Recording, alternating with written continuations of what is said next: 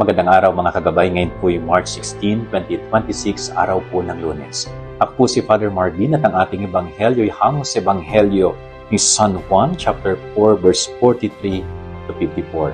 Maririnig po natin sa ating ebanghelyo na ito ang mga ginawang himala ng Panginoon. Isa na po rito ay ang pagpapagaling sa mga may sakit. Katulad na lamang nung yung anak ng isang opisyal, talagang pinagaling ng Panginoon sapagkat nakita ng Panginoon kung gaano kalalim ang pananampalataya niya kay Jesus. Ano pong ibig sabihin nito?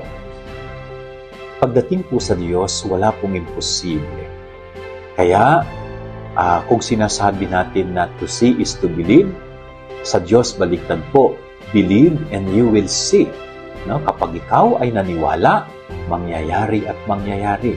Kapag ikaw ay nanampalataya, mangyayari at mangyayari ang mga bagay na hinihiling mo sa Diyos.